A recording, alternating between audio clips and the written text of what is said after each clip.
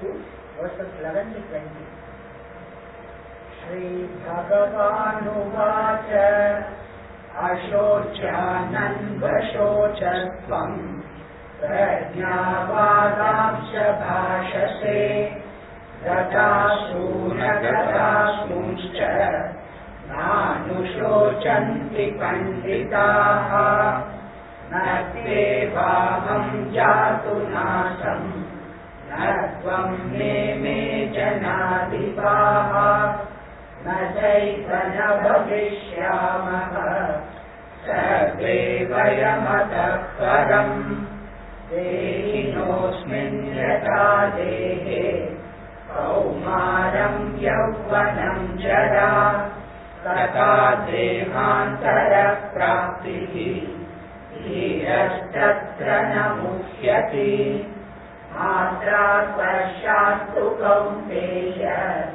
Shītoshna sukha dukkhatāha Āgamāpāyino nityāha Samsitikshasva bharata Yam hināpyatayantete Purusham purushashabha Samadutta sukham dhīram Somrutattvāya kalpate Nāsato vidyate bhāvah Nābhāvo vidyate sataha Uvayorapi drishtontah Svanayostatvadarshibhihi Avināshitu tadviddhi Yena sarvamidam satam Vināshamavyayasyasya Nakaścit kartumarhati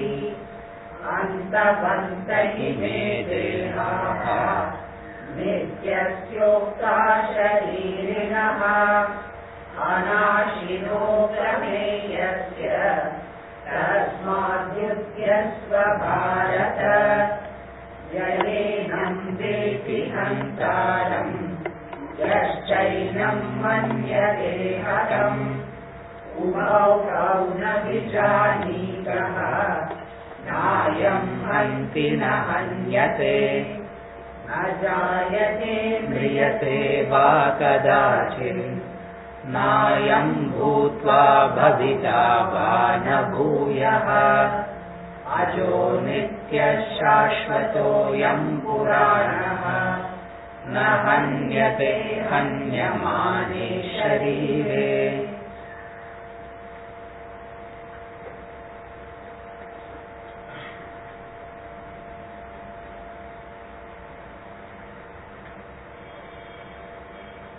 The man who is not affected by the senses.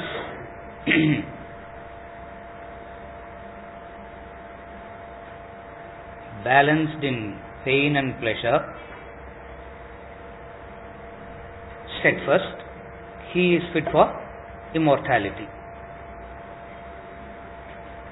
So the important thing that he is talking about is the first quality of balanced in pain and pleasure. To be balanced in pain and pleasure, to be not to be affected by the opposites is a state, and it is a practice also. It's both. You reach it as a state of evolution. Times you can practice it too. So the person who does this practice, he is fit for immortality. The second thing that he is talking about is steadfastness.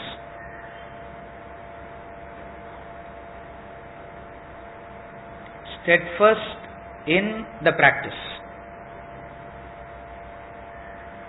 He is fit for immortality. Immortality is a state of liberation. Why he is using the word immortality is because Arjuna is concerned about the mortality. Arjuna was concerned about the death. Everyone is dying. Maybe he is worried that he will also die. So since he is worrying about death, he is saying it's a state of liberation, is a state of deathlessness, where death doesn't occur, where change doesn't occur.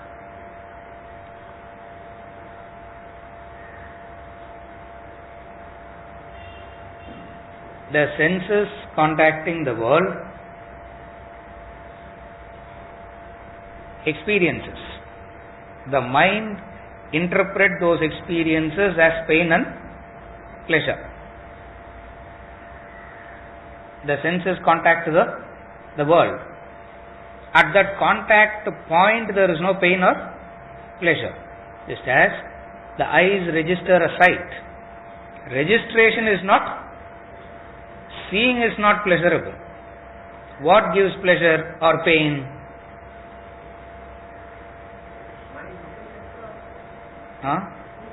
Interpretation of the mind. What gives pleasure or pain? Seeing is neither painful nor pleasurable. What gives pain or pleasure? Pleasure is you see that which you want to see. Pain is you saw that which you didn't. I saw that man today. So the seeing doesn't give pain or pleasure. What gives pain and pleasure? Not the senses, but the way in which the mind drives the senses. Two states. One is senses does its respective functions. Another is the mind driving the senses to specific contacts. The first person is fit for immortality. The second person is called a sensual person. The first person is fit for immortality. The second person is a sensual, indulgent person, where he drives the senses towards a particular contact, particular object. Because pain and pleasure comes through the contact. What happens? This is stage number 1. Stage number 2 is the very contact itself starts producing a reaction.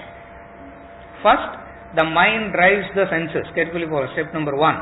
The mind drives the senses for a particular sensation. Can be pleasure, can be pain. Don't ask how it will drive for pain also, sir. It drives. Then comes the mind wanting it, the mind wanting that sensations again and again and again. So what it does, it makes the sense go repeat at the contact, repeat the contact again and again and again. This constant wanting to repeat the contact again and again and again causes pleasure and pain. Pleasure in the beginning, repeated contacts, losing the pleasure, start becoming painful. Are you able to follow? The first thing is the pleasure. So the pleasure gives the mind a false understanding, a wrong understanding, a false hope. What is the hope? First contact, so much of joy. If I continue to repeat, how much more? How much more joy I can get? Therefore what? Do it? Do it more. Do it more.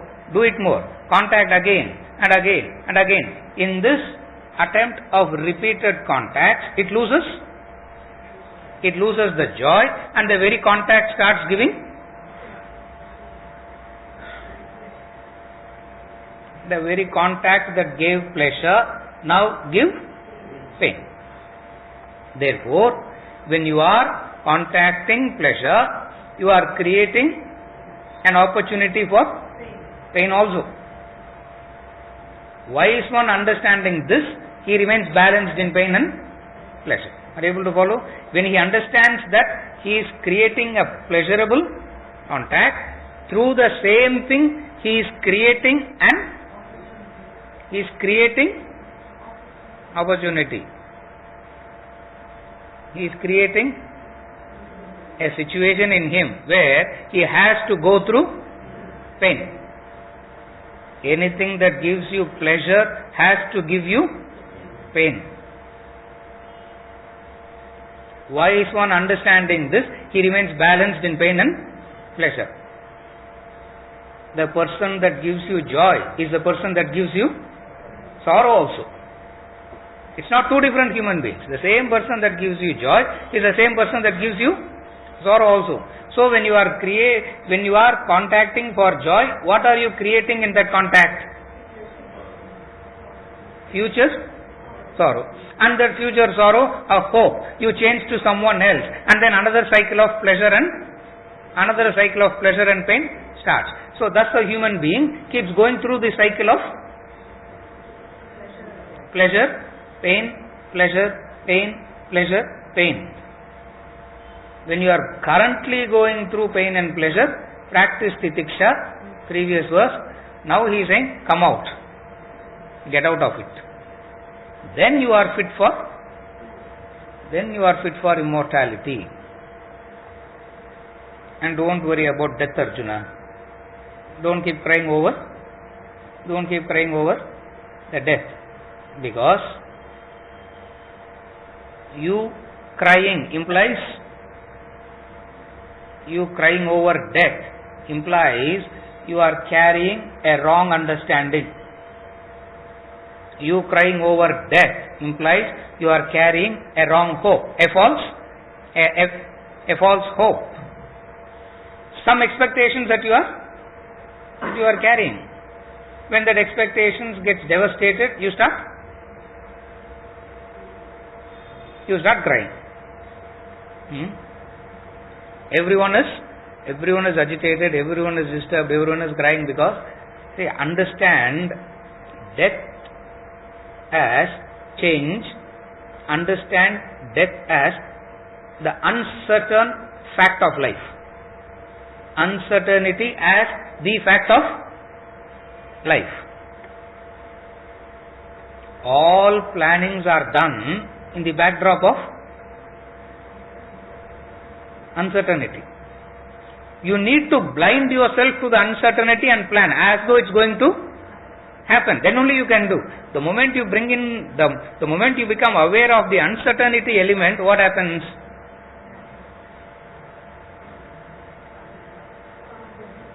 What happens? I say all planning is not at all working because the best laid plan of men and mice gang oft ugly, he says. The best laid plans gang oft ugly. If it is your plans are working, it's not working because of your planning. It's working because of something else. What you are saying may not work for you, sir, but for me, the last 30 years I have experience. All that I have planned works. Maybe உங்களுக்கு ரொம்ப கஷ்டம் போல இருக்கு. None of your plans have worked. That's why you are okay. All my plans have worked. What is death? Death is not the death of the physical body. It's not the death of the human being. It is a living life in the backdrop of uncertainty. That uncertainty you can turn blind to, or you can get scared and become crippled. You can get scared at the uncertainty and become crippled, or you have to turn yourself blind to it. Who is fit for immortality? Who is fit for immortality? The person who can take it. The person who can take it head on and say, yes, uncertainty is life. Don't even say part of life. Part of life, as though certainty is another part. There is only one thing to life. What is it? Uncertainty. The person who can do everything that he ought to do, accepting this as a fact, is fit for immortality. Are you able to understand this? Understand it like that, it becomes easy. Otherwise you think, what is this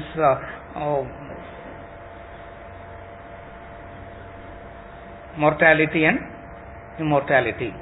Somewhere else he will talk about bondage and liberation. Here he is talking about mortal and mortal. Mortality is the fact of life is uncertainty.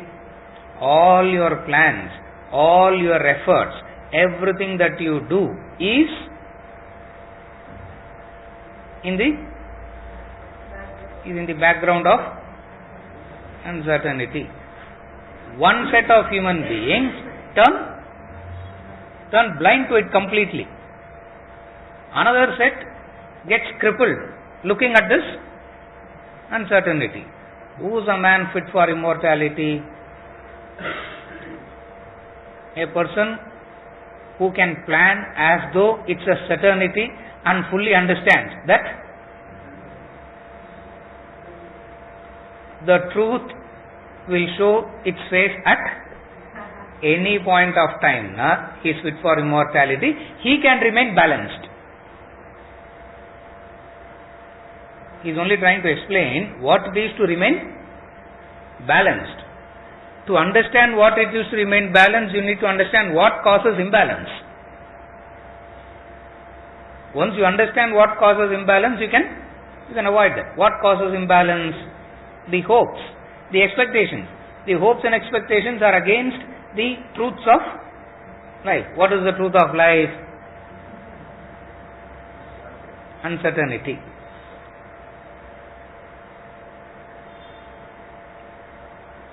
We quickly adapt, we quickly change,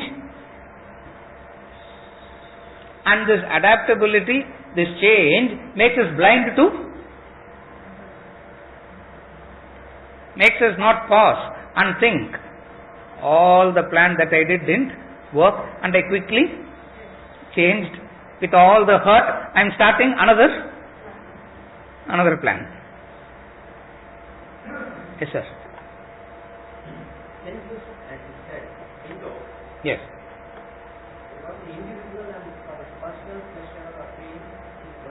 Yes.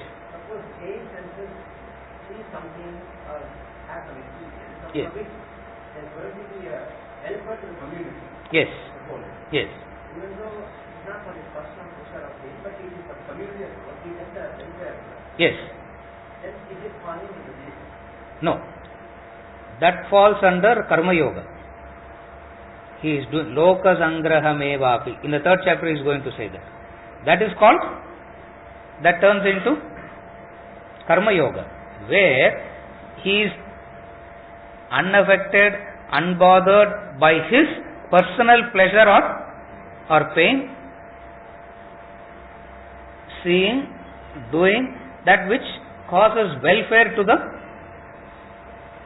the community at large. Then that is called Karma Yoga, that is called practicing unselfishness. That is completely different from what he is talking here. Here he is talking about a person doing everything with the sole aim, sole purpose of his own interest. His own interest. Ego means self-interest. That's why he says down the line everyone is ego equals self-interest.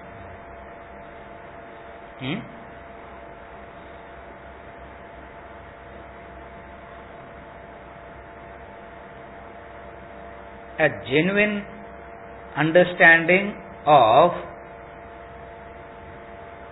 what welfare is. The whole difficulty, the entire difficulty is because of who defines what is welfare. Who decides that? What if I work for, I can say I am working for the welfare of the community. It somewhere down the line, so hidden is the ego there.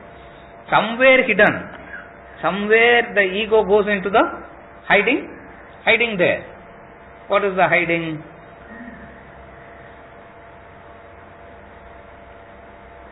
That's why the uncertainty in the backdrop brings about uncertainty as the backdrop brings about the one and only quality of godliness. The one and only quality of spiritual is all you hear about love, you hear about compassion, you hear about sacrifice, you hear about so many qualities. All these are very superficial. All these qualities are very, very shallow qualities compared to the true quality of godliness. Only quality. And I am not asking you to say, don't worry, I will say it myself. The only quality of godliness is sakshi, witnessing, objective. Lending vitality and being objective. That is godliness. Are you able to understand? Lending vitality and being objective is what is known as sakshi.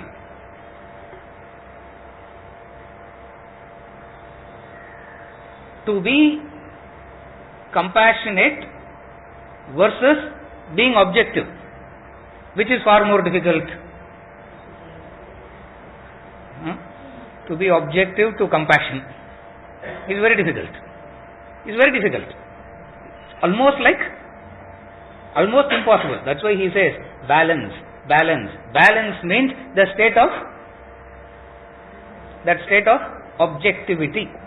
In that state of objectivity, which is what in the 3rd chapter he calls as Karma Yoga, he does things for welfare of community. To bring welfare to the community or to bring welfare to another, the underlying required quality is objectivity. Because objectivity is the quality of godliness. Objectivity is the quality of growth. We talk about everything else looks appealing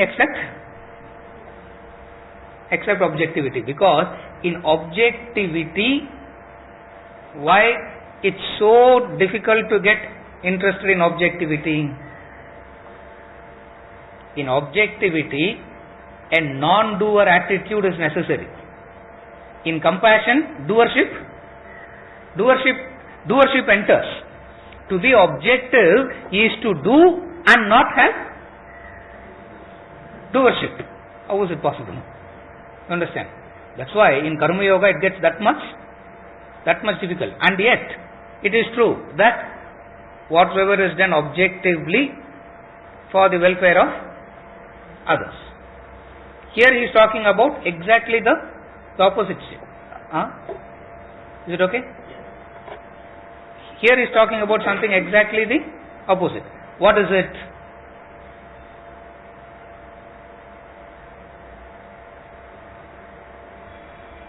A person going through all activities in life only for the sake of himself, his happiness.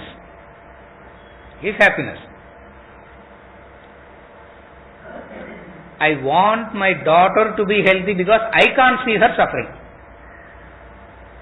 Oh, I can't stand them suffering, sir. Therefore, I pray for, supposing if we can stand, that suffering becomes alright.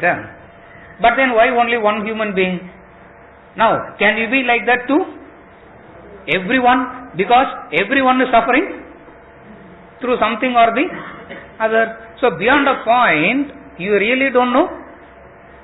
You really don't know what you are asking or what you are doing. Exactly the opposite is to prepare oneself for immortality. To prepare oneself for immortality. What is the preparation? Being balanced, being objective. Objectivity comes when you understand. What is understanding? Uncertainty as the fact of life. You plan, but what you understand?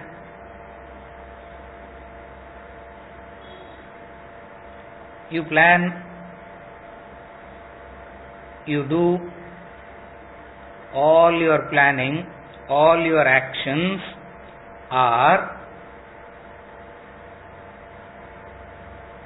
in the backdrop of totality. Since you have no idea of what totality is, your plans can never be certain. Because all actions are done with the objective. This brings in objectivity. That's why I say objectivity is the quality of godliness. The patient goes to the God and cries, please take me out of this place as soon as possible. The doctor comes and prays, lots of loans are still pending. EMIs are still have to be paid. Now what is he asking for? Both are, and the priest does archana for both. And what God does? That's why the quality of godliness is perfect objectivity. He doesn't side this side or he doesn't side that side. For a wise one, the uncertainty doesn't threaten him. The uncertainty doesn't disturb him.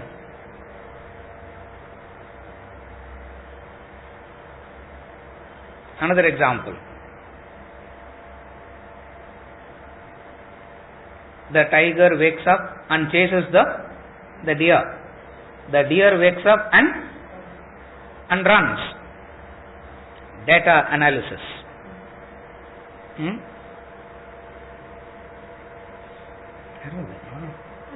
Out of 10 times the tiger chases the prey, it gets only once. And that one can be the first, can be the seventh, can be the 10th. God only knows what that. So you start analyzing. What is the success rate? Is it a very good success rate? No. Plan B we should make, where out of 10, I am not very greedy, sir. I will make it 3 on 10 first. 1 day perfection means 10 on wake up and jump. It should be caught. Understand? What is life? The deer doesn't know whether it will be caught or not. The tiger doesn't know whether it will get or not. Both are blissful.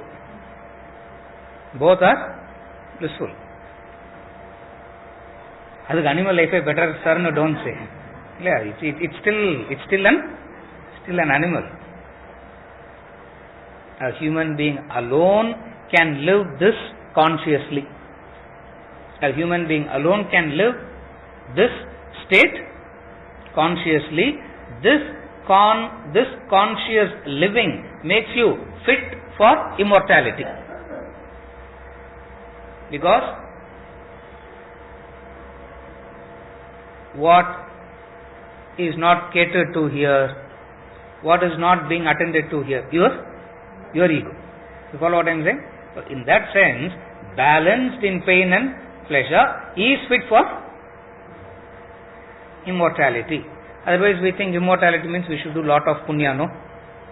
We should do so much of bad karma I have done, what I can do so that I can get rid of all that and be fit for immortality. If you want to be fit for immortality, be balanced. Be balanced. The impossible thing is to be balanced.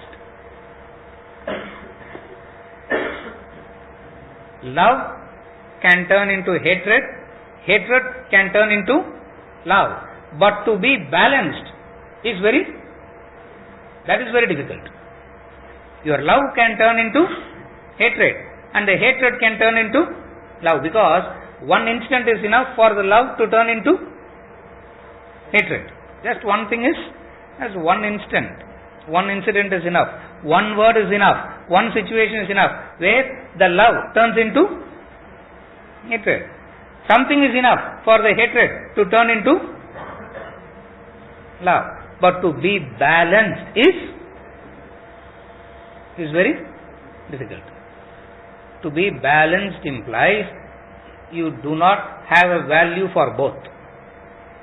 To be balanced implies you neither have a value for love, you neither have a value for hatred. There you remain balanced. This is where knowledge brings this. Knowledge brings about this balance. Are you able to follow? This is where knowledge brings about this balance. A person who has this knowledge is fit for immortality. Mortality means death. Immortality means deathless.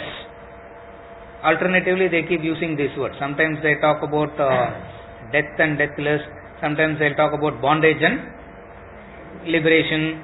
All means the same. Depending on the context, they use the words. Here he is using the word immortality because Arjuna is all the time concerned about death. Worried about death. Concerned about death. Worried about death means you are concerned about change, worried about change. Again I repeat. When he says he is concerned about death, worried about death, he is concerned about, he is worried about change. He is worried about change. Mind resists changes. As a formula, understand it like this. Mind resists changes. It cannot accept a change. A small change is enough to upset. A small thing here, a small thing there is enough to upset.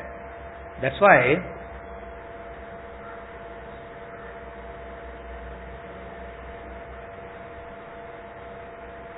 we become so comfortable with machines after a point of time.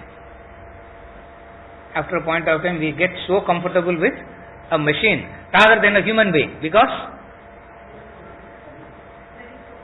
the machine doesn't change. Very predictable. Changing means unpredictable. He has got a very unpredictable behavior, sir. That's why I am not like that. I am the same. How I was 30 years back, I am still the same. No change at all. It's impossible. Fearing a change, you somehow try to turn into a machine. Somehow you try and convert yourself into a machine, or you try and convert the other into a machine. Nevertheless, what is the truth of life? What is the fact of life? Change. Concerned about death means concerned about changes. Worrying about death means worrying about changes. Why the worry about changes is because some changes are pleasurable, acceptable. Some changes are not acceptable. Some changes is acceptable. Some changes or not acceptable. Therefore,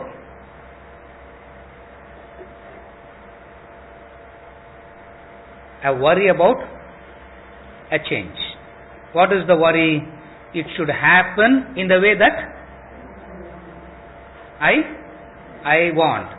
And life says, changes happen, but not according to your not according to your liking, not according to your preferences. Changes occur. Now what do? You desperately resist the change, you desperately avoid the change, you desperately somehow want to change the change according to your like. But I am doing it not for my satisfaction, sir, for the welfare of the other only I am doing. So you must agree that me and Krishna are one and the same. It doesn't work that way. Worrying about death is worrying about change. You are not worried about change, you are worried about the change not happening according to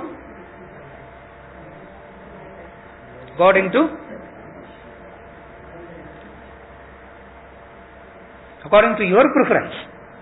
And changes happen sometimes according to your preference, sometimes not according to your preference, balanced in pain and pleasure. Because he understands what? Changes keeps happening. Sometimes it will be preferable, sometimes it will not be preferable. Yeah. Sometimes there will be less salt, sometimes there will be more salt. Yeah. Changes occur. What you have to do? You only have to, don't say practice titiksha. Yeah. It's not practicing titiksha. And understanding what? You remain balanced in pain and pleasure. Then you are fit for immortality. One is the change. And the worry of change is your preferences not going to be met. Your preferences will be met, but what happens? It's not that you get satisfied, you remain contented and stay quiet. 100 other things springs out of it. What Ramatirtha calls as 99 Club. Yeah. Rotary Club, Lions Club, mother, he has his own club. He calls his club as 99 Club. Always discontented. Because he gives a very unique mathematics. 99 plus 1 turns into 999, he says. 99 plus 1 doesn't turn into 100. 99 plus 1 turns into 999. And just one more, make it to 1000. You make it to 1000. 999 plus 1 becomes 9999999. He calls it as 99 Club. And free lifetime membership, he says. Yeah, free lifetime membership. Yeah. No problem in that. Because everyone can be accommodated in that, he says. We try to somehow desperately resist change. We fear change, we resist change, we are unable to accept change.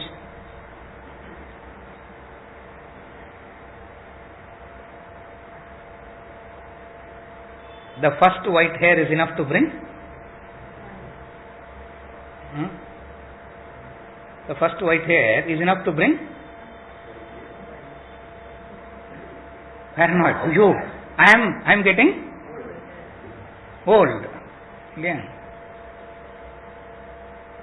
Black hair is beautiful now, white hair is also beautiful. No hair is also beautiful sometimes.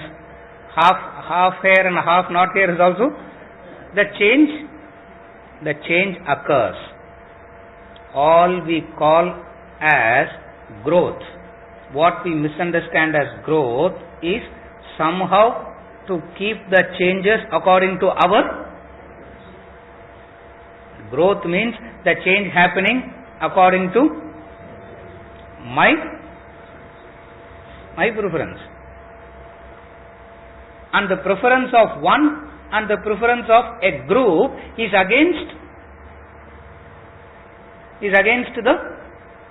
the totality. Therefore, it never gets met. It never gets satisfied. A person understanding this remains steadfast. He is fit for immortality. He is fit for immortality. He is fit for the state of liberation, moksha. 16. नासतो विद्यते भावः नाभावो विद्यते सतः उभयोरपि दृष्टोऽन्तः त्वनयोस्तत्त्वदर्शिभिः नासतो विद्यते भावः नाभावो विद्यते सतः उभयोरपि दृष्टोऽन्तः त्वनयोस्तत्त्वदर्शिभिः. The unreal has no existence. The real never ceases to be. The truth about both these indeed has been seen by the seers of truth. The unreal has no existence. Sorry. We'll come to the verse.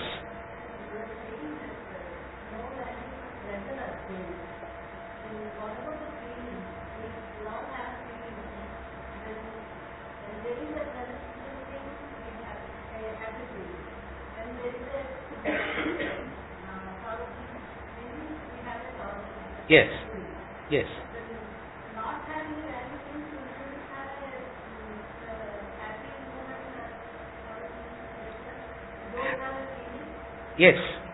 And I say don't have feeling and understanding that happy moments are those moments where life is catering to me.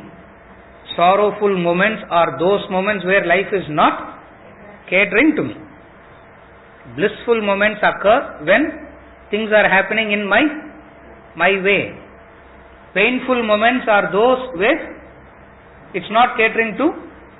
He goes through pain and he goes through this joy and sorrow, but remains balanced because he understands. Yes, the understanding is the criteria. He experiences both. He understands the difference between pain and pleasure. He understands the difference between joy and sorrow. In and through all that he understands what? The very recognition of joy is because of it's catering to some aspect of my. The very experience of sorrow is because of something of mine is not catered to. What is objectivity? An ability to witness both, an ability to see both with the same clarity. What is the clarity? Pleasurable moments is because it's catering to me, it's according to my preference. Sorrowful moments because it's not catering to me. So joy and sorrow is in relation to me being catered to or not being catered to. Able to follow? Joy and sorrow is not from the situation. Joy and sorrow is that situation catering to me or not catering? Therefore, the situation doesn't create joy and sorrow. It is something in the situation that is catering to me. Something in the situation is not catering to me. Balanced means an understanding that, yes, it's catering to me. I am being joyful now. Don't get carried away. Something else will come which will not cater to me. Sorrow. Again, don't get carried away by sorrow too. Don't think joy is permanent. Don't think sorrow is permanent. They come and go. The previous verse number, the previous verse. They come and go. They come and go. But the mind wants to hold on to the pleasure part of it and avoid the pain part of it. So to hold on to the pleasure part of it, it will do something. To avoid the painful part of it, it does something else, and both ends in futile. Both ends up being futile, because how much ever you do, what remains? The affectation of pain and pleasure, joy and sorrow. Because it's fighting against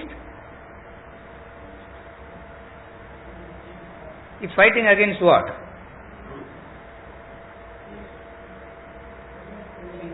Against the nature, against the law, against God. It's fighting against. Why this pain and pleasure, joy and sorrow keeps coming again and again and again? Because you are fighting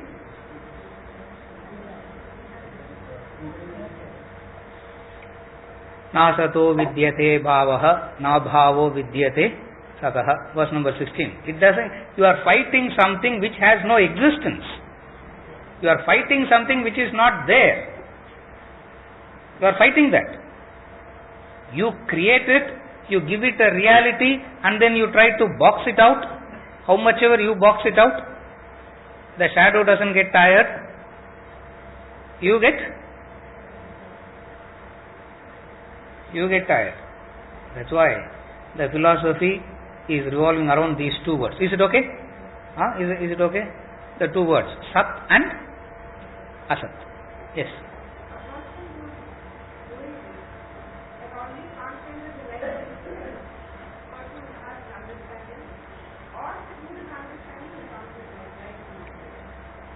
Through this understanding, you transcend the likes and dislikes. Vedanta, path and goal is the same. Objectivity is the goal. Objectivity is the path itself. The only difference is, when it is the path, it is painful with effort. When you reach it, it is effortless. Yes, the senses will register pain and pleasure. Joyful situations, sorrowful situations you still encounter. But what happens?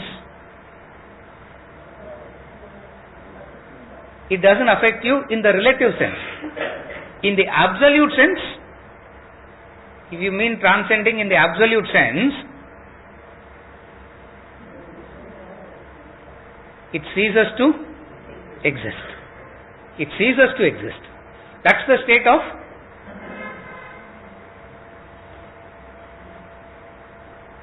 somehow we want to reach that state only, where it ceases to exist. In the ultimate sense, it doesn't exist. That's why I started by saying there is no feeling, there is no pain, there is no, all these things ceases to exist, because the pain and pleasure in relation to the body, joy and sorrow in relation to the mind, honor and dishonor in relation to the intellect. When these equipments themselves are gone, that which exists in relation to the equipment also dissolves. That's the state of enlightenment itself. The path is what? Again, the path is also the same. That's where it gets that much difficult.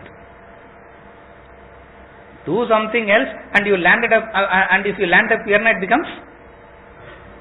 But the path is the goal. Objectivity is the goal, means objectivity is the path.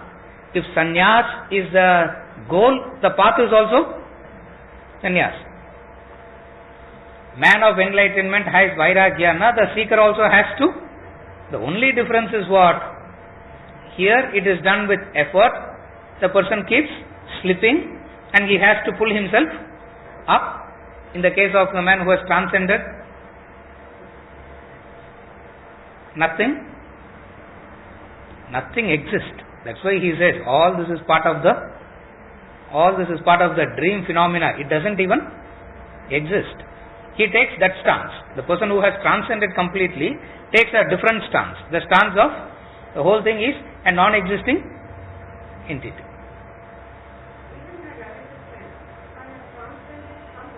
Yes.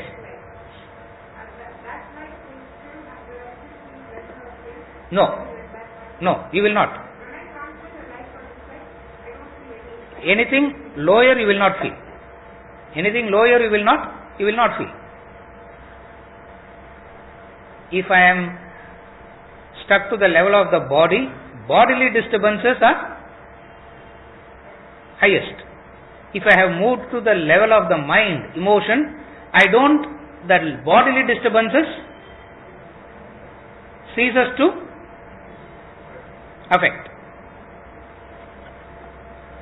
In the sense, you can have a excruciating headache, migraine, high temperature, undo whatever you are supposed to do. As against when you are at the level of the body, that which happens at the level of the body is bound to disturb. So if you have moved from that level to the next level, down the line you will remain unaffected. But as you said, it's a very relative state, because you will experience disturbances at that level. At that level you will experience disturbances. That's why it's not a state of no disturbance, but a state of no disturbance in relation to the lower. All comes from this understanding. All comes from this experience. What transcending means, it ceases to exist. That's why transcending is so difficult, because we don't want that not to exist. Transcending means it ceases to exist. You transcend the toys means, as far as you are concerned, toys no more exist. When you say toys no more exist, it doesn't exist in the sense of giving you pain or pleasure. In that sense, it doesn't exist, because existence implies pain and pleasure. Transcending means no pain, no pleasure. Ultimate state is down the line, nothing. Down the line, nothing exists. So even relatively it works, where when you have transcended, it ceases to exist. It doesn't have any existence.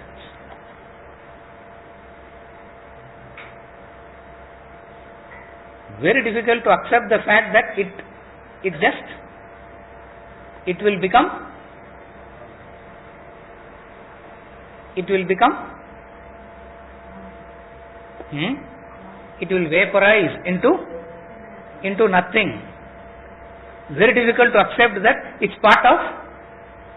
your imagination. Very difficult, no sir? It's so real. How can I call it as imagination? Cannot. Very difficult. And yet the truth is, it says, if you have transcended means, it ceases to exist.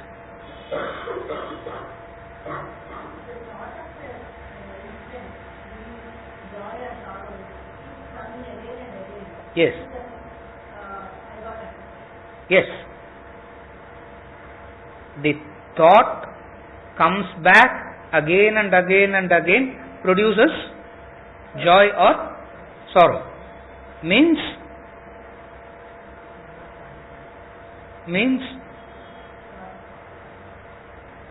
two things. One is, you have nothing higher in the present to do. That's why the mind is affectation from the past implies the present. There is nothing inspiring in the present. If you have something inspiring in the present, you will have no time to go and worry about that which happened in the past. Another thing, you get affected because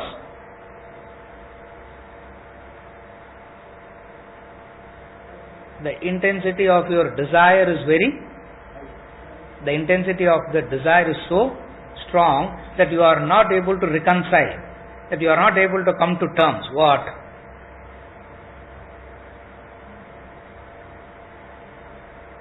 You are not able to come to terms. You are not able to come to the reality. What?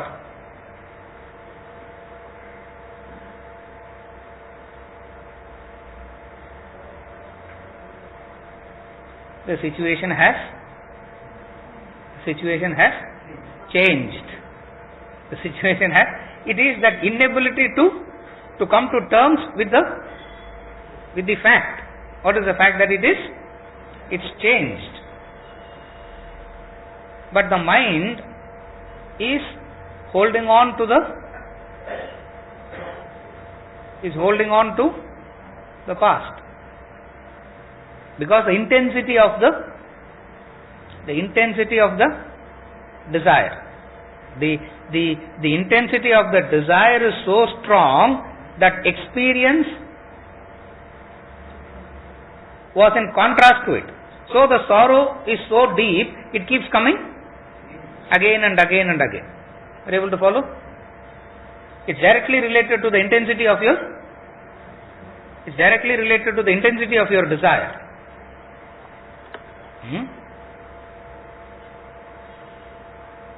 That's why these are all indicators of knowing where all you are having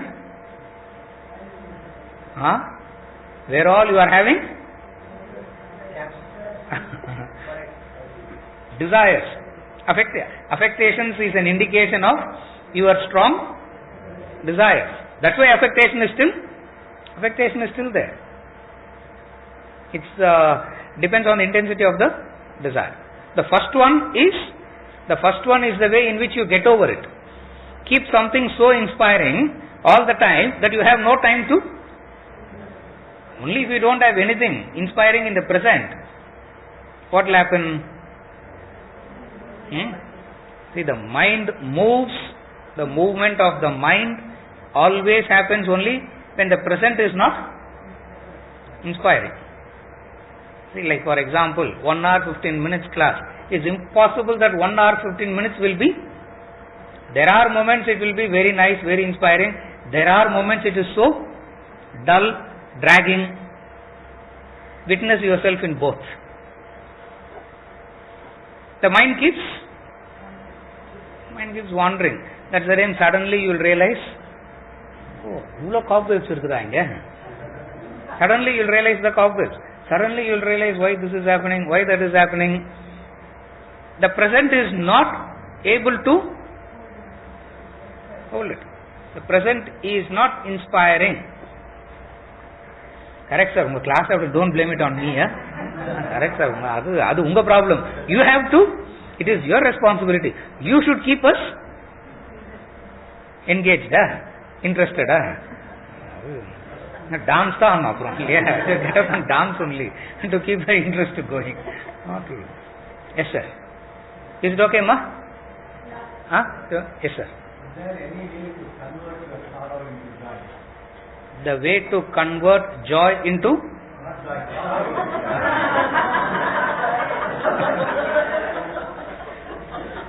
I wanted to sorrow the starting point of it. Is there a way to convert your sorrow into joy? No. Don't try that. It doesn't. It will, because the straightforward answer, the honest answer is no. In the context of verses 11 to 30, wherever context will get some tips will be given how it can be converted. In the context, understand. sorrow can never be turned into a joy. A sorrow can be transcended, not into joy. Not into joy. A sorrow can be transcended. What is the way to transcend this? Previous practice? Titiksha. How to transcend the sorrow? By practicing titiksha. But you cannot convert the sorrow into joy. Sorrow arises when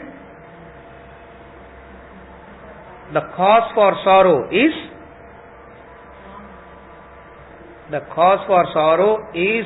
your something of your preference is not happening.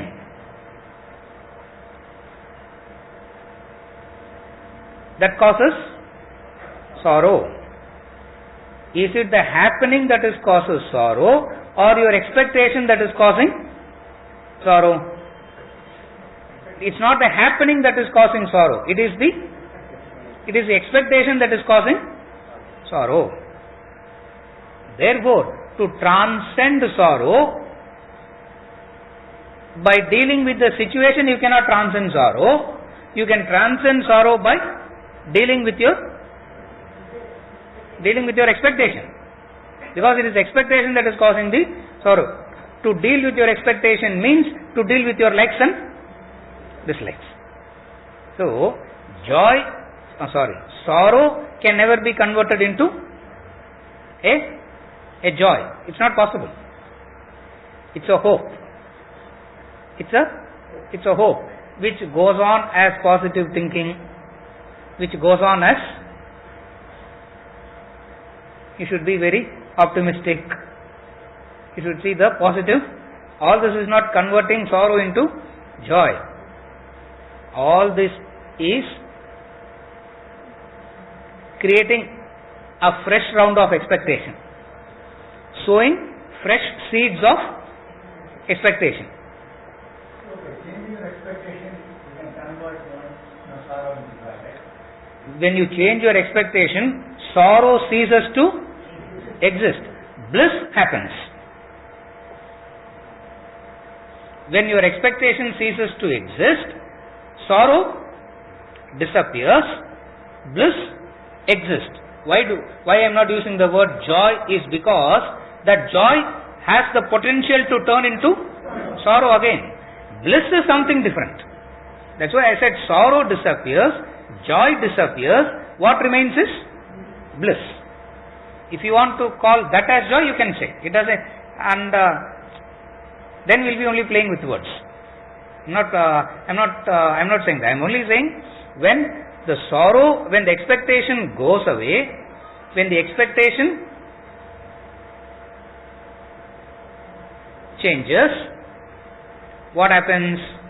It's not that the sorrow turns into joy. The sorrow ceases to exist. What remains is bliss. And that bliss never turns into sorrow. That bliss never turns into sorrow again. If it is turning into sorrow again, then it is not bliss. It is only joy. That's why we use two alternate words. One we use joy, sukha, dukkha, joy and sorrow, and then the third word, ananda, the bliss. Bliss is the state where the possibility of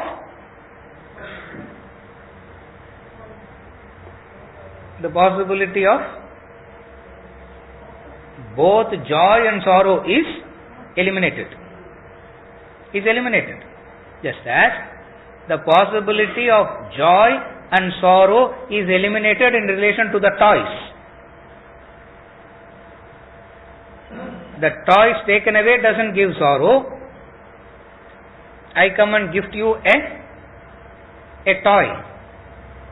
Doesn't give you any joy, because you have outgrown. You have moved out. So bliss is that state where the potential for future joy and sorrow do not exist at all. That's the state of bliss, and that if you want to call as Happiness you can still call. It's not about the words. It's about the concept. So the sorrow ceases to exist. When sorrow ceases to exist, what will also cease to exist? Joy also. Because joy is dependent on sorrow, sorrow is dependent on joy. Yeah, that's why they say twin sisters they are. Twin sisters.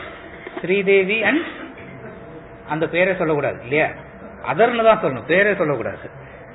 One exists with the other. One cannot exist without the other. For joy to exist, sorrow is needed. For sorrow to exist, joy is needed. What is bliss?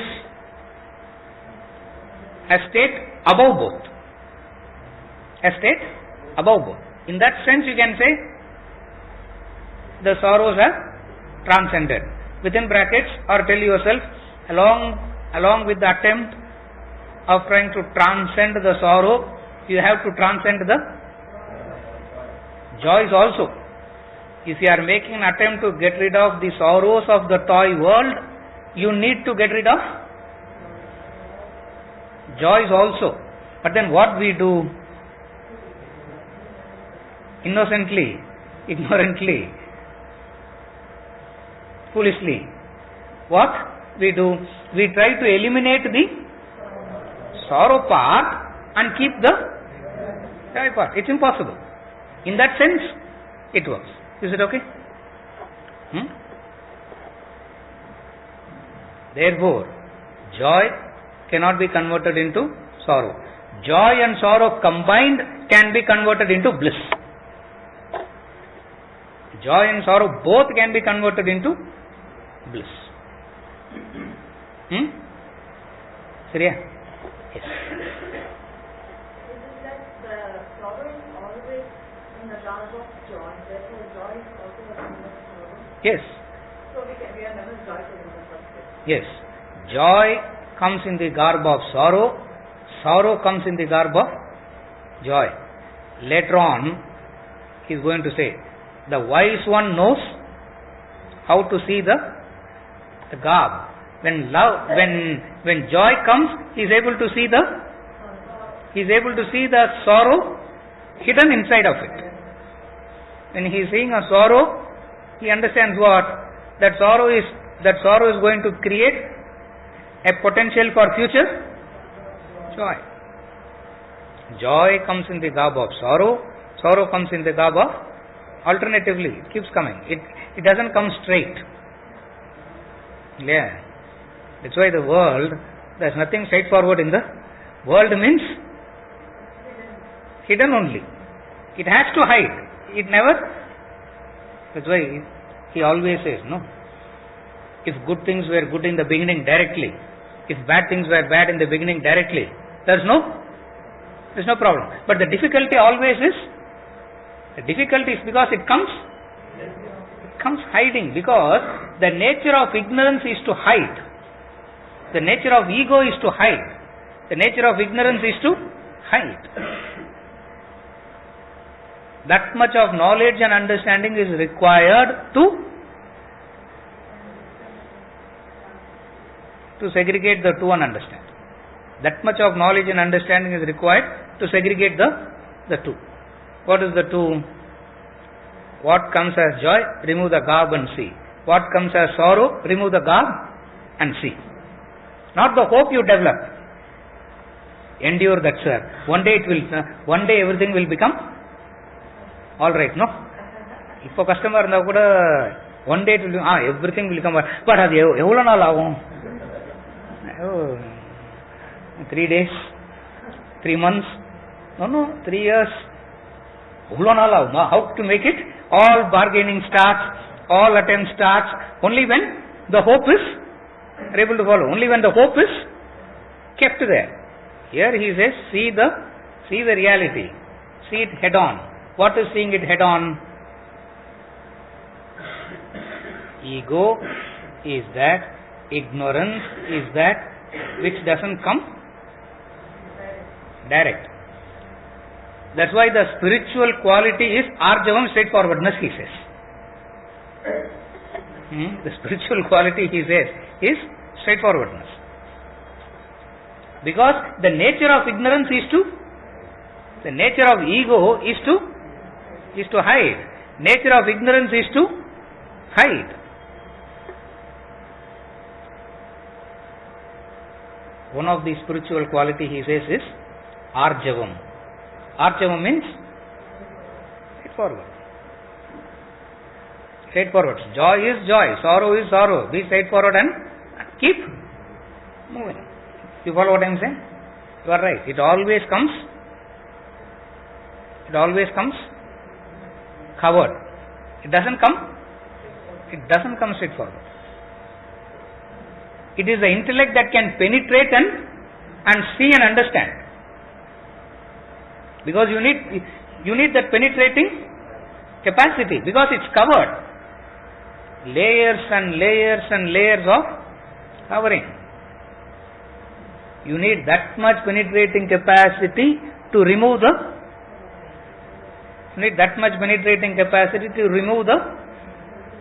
layers. It doesn't come direct. If it comes direct, there's no problem. There's no problem. Yes, ma. Transcending joy, sorrow. Transcending. Is the transcending state equal to a self-realized state? Yes. State of self-realization, God realization.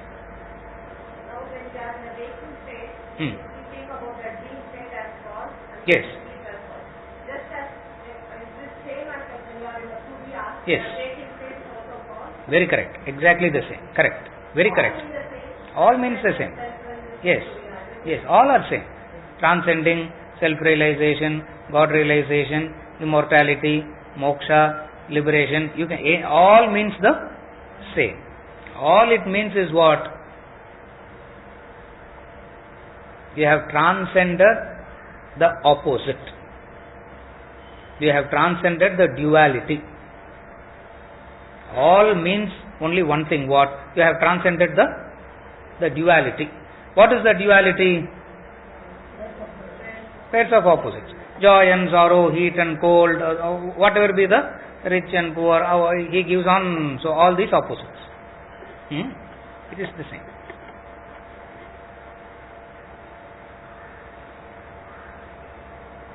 Knowledge is so important because through knowledge only you can uncover. Through knowledge alone you can uncover. It's a shroud. It's a covering. It's like a man with a green glass. If I wear a green glass, everything appears green. Black glass, everything appears. It covers. It shrouds. It's a covering.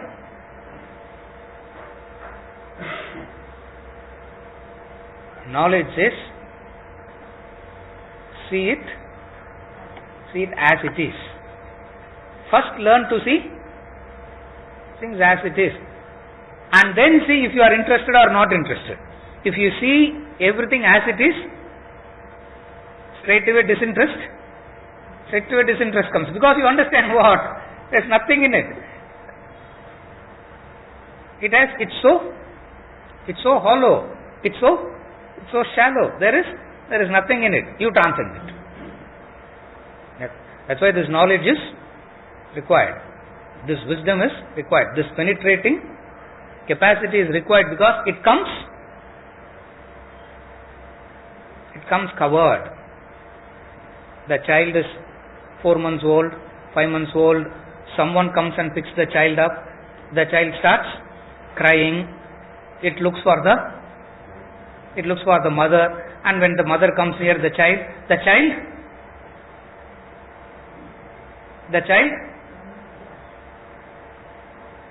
jumps to the mother and finds the comfort in the hands of the mother. Here the mother is completely deluded. What? It's going to be like this forever. Here the mother is completely deluded. It's going to be like this forever. How it will be like that forever?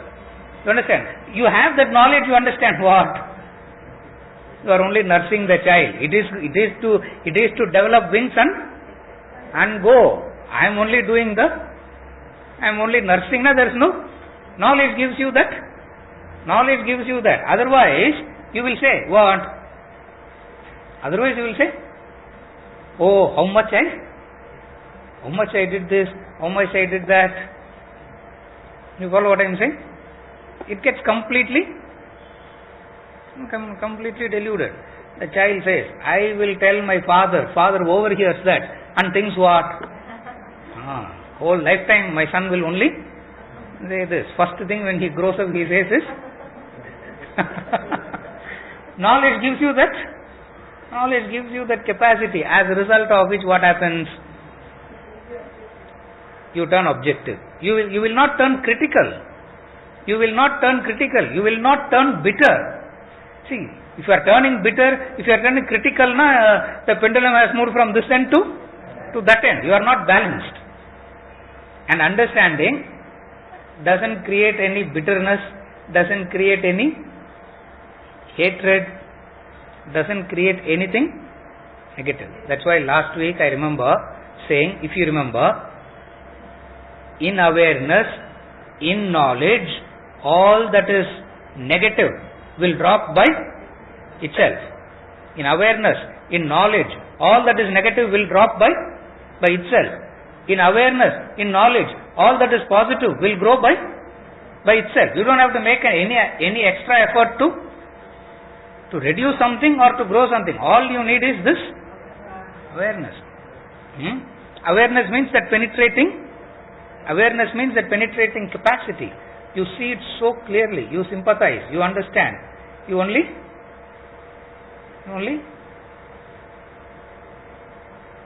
you sympathize.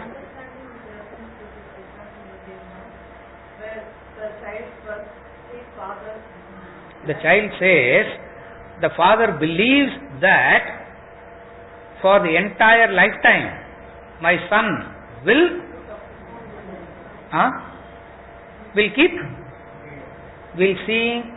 see me as hero. Correct. Will see me as, because he is seeing 2 years down the line, the whole thing changes. Follow what I am saying? Shroud. He is covered. What is it that got covered here? What is it that covered here? He is not able to understand that the child is saying it out of ignorance. The child is saying it is out of the child's foolishness, because I am not a hero. Any sign of disturbance, I will be the first one to hide. How can I? Penetrating capacity. Are you able to understand? That awareness comes. In that awareness, the proof of knowledge. Why I spoke about this is because awareness doesn't turn you critic. It will not turn you bitter. It will not turn you critical. It will not bring hatred. It will only make you relieved. You become light. You become light. You become blissful. Your bliss is so attractive, the other comes for guidance. Because your bliss is so attractive. That's how it works. If the father had right assessment about himself, he wouldn't have developed it. He wouldn't have developed it. Correct. If the father had right assessment. That is not a good. Yes. At least I have that assessment. Yeah. At least I have that. Vijay, Harshvardhan enno sonnalum I still have the right assessment. Because his daughter only called him and said, oh, when are you going to become like him? I told her, how can you even go and ask this to your father? You understand that? We'll continue next week. Next week we have class, Venkat. நான் இருக்கேன் ஊர்ல தான். Now we have class. We have.